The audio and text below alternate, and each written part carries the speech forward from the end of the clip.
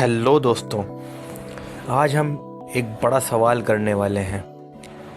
क्या इंसान कभी अपनी मिल्की वे गैलेक्सी छोड़ पाएगा? क्या हम सूरज और हमारे सोलर सिस्टम से बाहर निकल पाएंगे?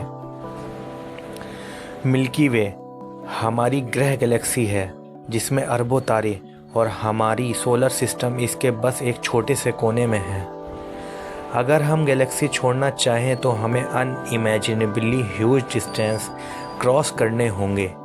आज हम साइंस की मदद से ये समझेंगे कि ये थियोरेटिकली पॉसिबल है या सिर्फ इमेजिनेशन है। मिल्की वे एक स्पाइरल गैलेक्सी है जिसमें लगभग 200 से 400 मिलियन स्टार्स हैं। हमारा सूरज गैलेक्सी के सेंटर से लगभग 27,000 लाइट ईयर्स दूर है। एक लाइट ईयर वो डिस्टेंस है जो लाइट एक साल में कवर करती है, लगभग 9.46 ट्रिलियन किलोमीटर। हमारी nearest star system Proxima Centauri भी 4.24 लाइट ईयर दूर है। अगर वोयेजर 1 इसके स्पेसक्राफ्ट जो 17 किलोमीटर प्रति सेकंड की स्पीड से मूव कर रहा है, उसको प्रोक्सिमा सेंचुरी पहुंचाने में 70,000 साल लगेंगे।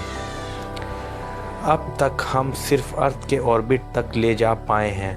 अपोलो मिशन ने ह्यूमंस को मून तक भेजा और ISS पर ह्यूमन कंटिन्यूसली रहते हैं।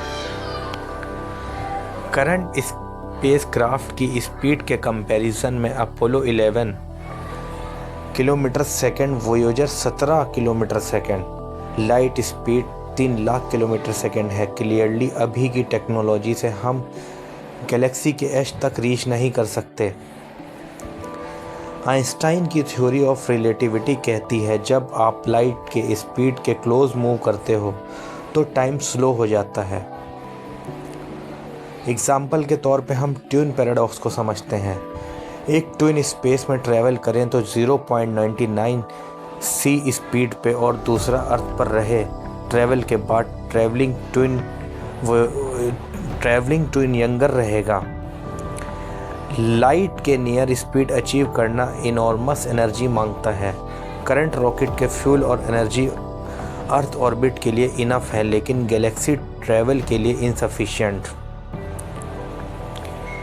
इंटरस्टेलर स्पेस में कॉस्मिक रेडिएशन ह्यूमन के लिए डेंजरस होगा।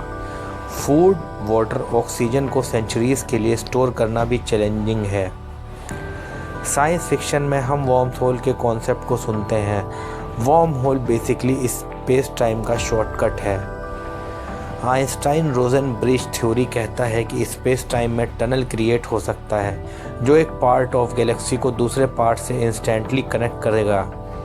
प्रैक्टिकली इम्प्लीमेंटेशन के लिए एक्सोटिक मैटर और स्टेबिलिटी इश्यूज हैं। अभी तक कोई एक्सपेरिमेंटल प्रूफ नहीं है। Ion drives and nuclear propulsion NASA ion thruster research कर रहे हैं जो कंटिन्यूस स्मॉल फोर्स प्रोवाइड करते हैं और डिकेड्स में स्पीड बिल्ड करते हैं। Breakthrough Starshot project का गोल है टिनी स्पेसक्राफ्ट को लाइट के प्रेशर से एक्सेलरेट करना, स्पीड की 20% लाइट ऑफ स्पीड को अचीव करना। Alcubierre warp drive space time bubble create करता है जिसमें local speed faster than light हो सकता है। ये सिर्फ थ्योरी में पॉसिबल है, प्रैक्टिकल नहीं। इवन फास्टेस्ट टेक के साथ डिकेड्स या सेंचुरीज लगेंगे ह्यूमन लाइफ स्पैन एक्सटेंड करना या क्रायोजेनिक स्लीप की ज़रूरत होगी। जनरेशनल शिफ्ट आइडियाज़ हैं हमारे पास बहुत सारे।